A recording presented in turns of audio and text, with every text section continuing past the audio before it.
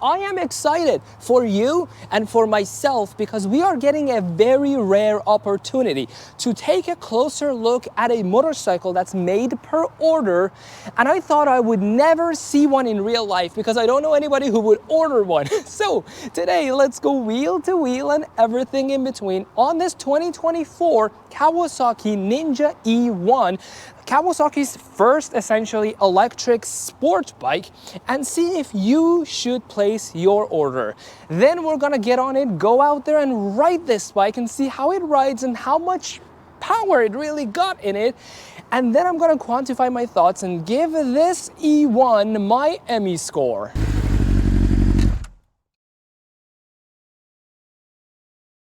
Let's start by talking about what's under the hood on this E1, probably the most controversial part of this bike, the power plant, which is only a 5 kilowatt electric motor that makes about 6 to 7 horsepower, and that's it. Although the bike is pretty light, it's only 308 pounds ready to ride, still does not really justify a 6 horsepower engine. It does have a little bit of difficulty getting up to speed, even the speed limit of the major roads that you're going to be on. But comparing this to, let's say, an electric scooter from BMW, the C04, the CEO4, that I have already reviewed and it's on my channel, that one has an engine that has 15 kilowatts of power. That's almost 20 horsepower, so essentially 3 times as much power as this Kawasaki, except that one is in the shell of a scooter. This one is in the shell of a sport bike. If anything, these two options should have been switched. Either Kawasaki had to put a stronger engine in this bike or put this engine on a scooter and not a sport bike.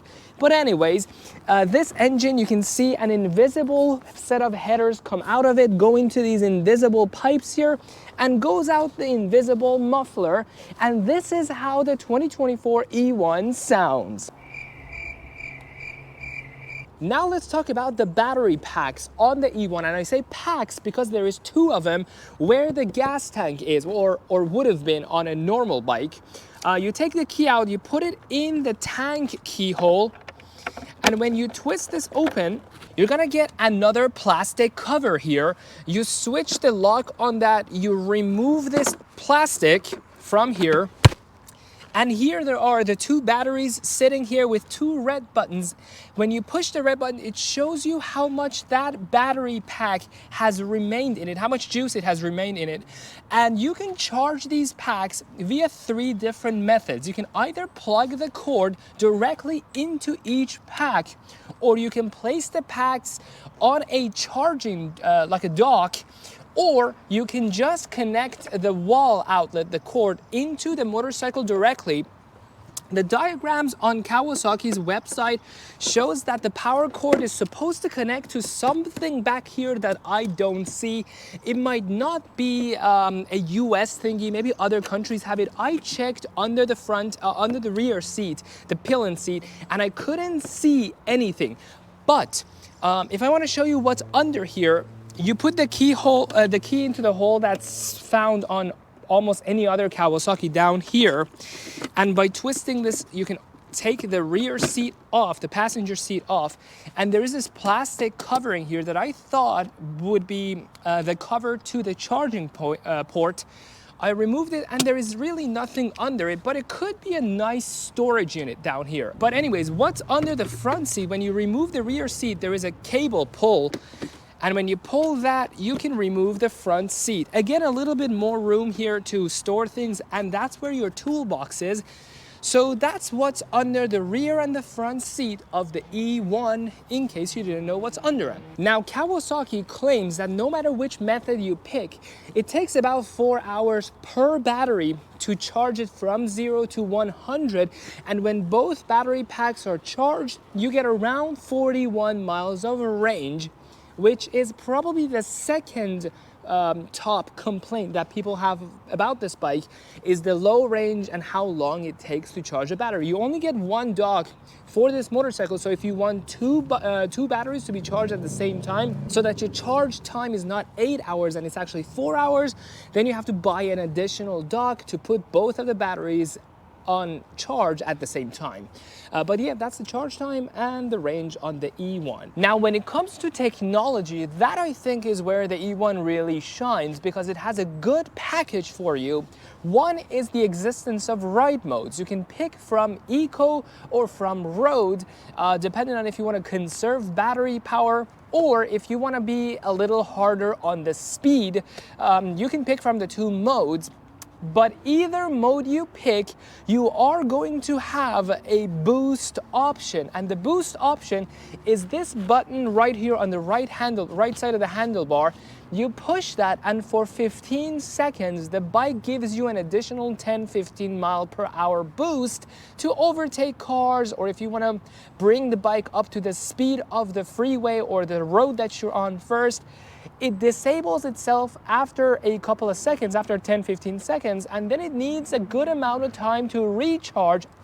You'll see that in the right portion of this video. You'll see that the boost gauge drains as you use it, and it has to regain its power over time by an animation they've made. You also get a walk mode, and it's a really nice one. Only really huge cruisers used to have that. That's when you would put the bike in like a reverse gear to get it out of a parking spot, or when there was like an inclination, you wanted to pull the bike back up.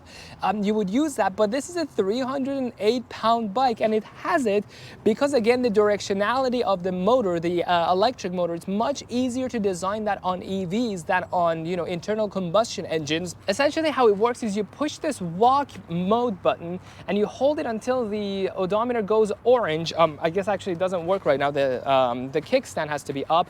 But once it goes to the walk mode, twisting the throttle the wrong way will make the bike go backwards, and the right way will make it go forwards. It makes maneuvering around tight spots really, really easy. I really like that. This bike also has the full color TFT screen that's on the majority of other Kawasaki models.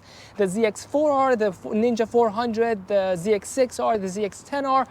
And that's a good segue to the other topic, and that's design. The design of this bike is not unique. It's also shared with the Ninja 400. Body panels are almost identical to the Ninja 400, with the exception of the gas tank. That's a little smaller, more flat on this bike than it is on the 400. But essentially the headlights, the tail lights, the turn signals, everything is shared between this bike and the Ninja 400. Now, one thing that might be a little off-putting to some of you is the size of the rear tire in this bike. We all know super sport bikers and sport bikers all love their really thick rear tires. This one is a 130, so only 13 centimeters in width. That's almost as small as the front tire on the ZX10R.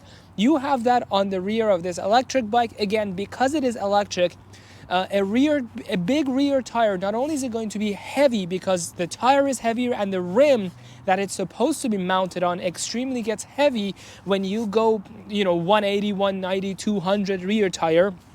But also the amount of friction that a much larger tire gets, that's also going to have a negative impact on the battery life and the mileage of this bike. It's already got 41 miles of range. You don't want to shorten that anymore by putting a larger tire. And as far as the color options and the trim goes, Kawasaki is notorious for offering minimum trims and minimum color options, and that's the case with this Kawasaki. You only get this one color and this one trim. There aren't multiple options available for the engine size or the electric motor size. There aren't any ABS, non-ABS. It only comes with ABS, and this is one of them. And it only comes in this color combination. This is the silver lime green, matte lime green they call it, and it's exact same color on the naked version of this motorcycle, the E-1.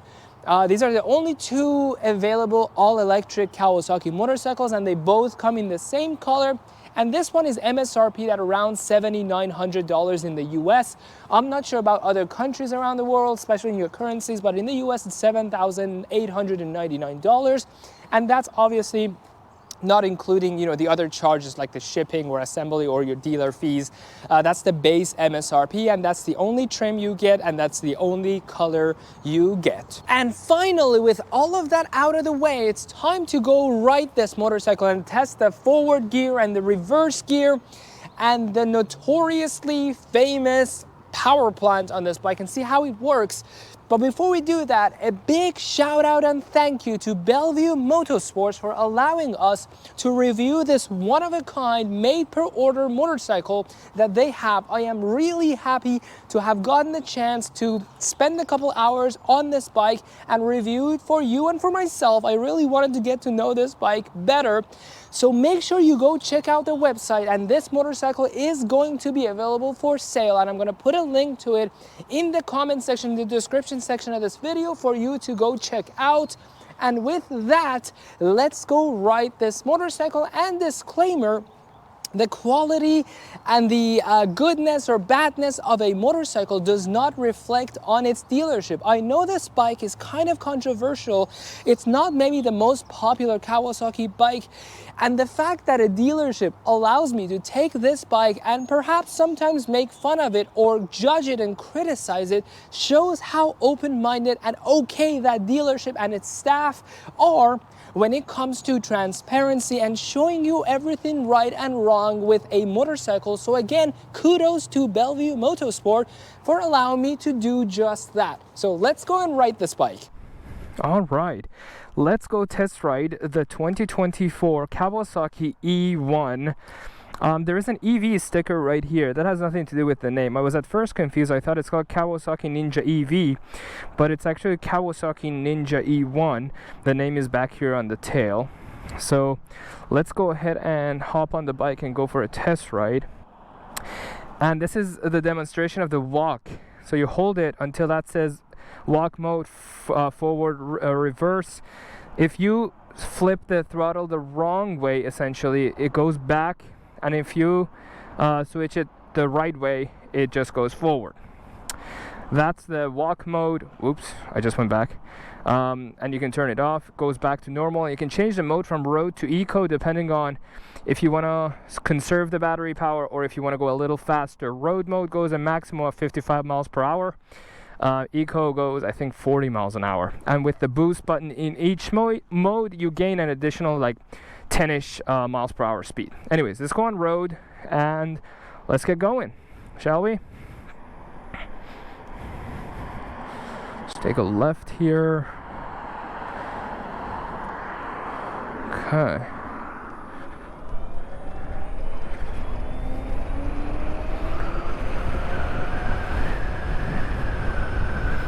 All right, yep. Forgot my turn signal. We're ready for the boost mode. Let's go ahead and push boost. Woo! Okay. Let's see if we can get this thing up to its top speed. A little bit of an inclination. Come on, you can do this. Okay, and we ran out of boost mode. Okay. We could make it to, what, 52, 53 miles per hour? We definitely broke the speed limit on this road, so that's something. But no, it's not fast in any shape or form. You can see the e-boost gauge is now building back up. As you can see, 2 bars are gray, the rest are light gray. 3 bars are now gray. It's kind of recharging the boost gauge. It gives you, I think, 15 seconds of boost, and then it just has to cool down for a while before it's ready again to give you the power. That's kind of interesting, but also I wish it was instantaneously available to you. It isn't, but oh well. So my final thoughts, yeah, I probably wouldn't get one at this price point.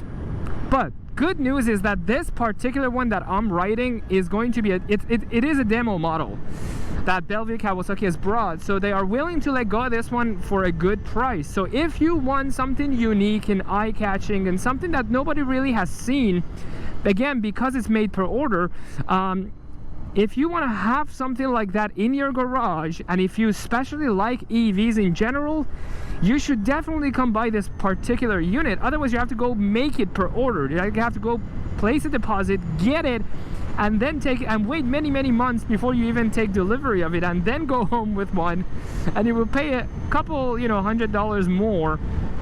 You might as well just come get this demo from them, and that's really probably the only type of purchase I would approve of when it comes to this bike. And now, on to the ME score for the 2024 Kawasaki E-1 ABS. In the commuter category, the E1 comes with ABS, LED lighting promoting increased visibility, a street-friendly ergonomics, a cushiony seat, a walk mode for maximum convenience, and a full color and easy-to-read TFT screen. With an MSRP of under $8,000 for the ABS model, access to one of the largest motorcycle dealership networks in the US, and a brand recognized for its reliability and innovation, you have the perfect recipe for a daily commuter. However, this is Kawasaki's first electric bike, so reliability is yet to be proven over time. The E1 earns a 16 out of 20 in the commuter category. And now onto the performance/dope factor category. The E1 looks sporty, but it does not have the power to live up to its style. Nonetheless, Kawasaki has kept the bike less boring by adding the boost mode. Its aerodynamic body and the use of decent suspensions creates a very smooth ride. With only 6.5 horsepower to the wheel and 25 foot-pounds of torque, this bike indeed is only suitable for inner city commuting. However, a great redeeming factor is the extremely light weight of this bike. The E1 only weighs roughly 308 pounds, which is really light. As for the design choices of Marketplace, the E1 comes in only one color, so you better like it. The styling is decent and looks identical to the 400 series Ninja. Fit and finish is pretty great, and it is expected of Kawasaki, and the fact that this is Kawasaki's first and only electric sport bike, it for sure carries a bit of significance and cool factor in the lineup. The E1 gets an 11 out of 20 for the overall performance/dope factor category, and it sits here on the list of other electric bikes I have reviewed. In other countries where this bike does not require a driver's license, license plate fees, taxes, and or insurance, it would totally make sense, but not here in the US so much. It is quite underpowered and has less than ideal range. If you were expecting this bike to be an electric Ninja 400, well, you couldn't be more mistaken. Come in with the expectation that this is a fun scooter in Ninja 400's clothing, and now you will be happy.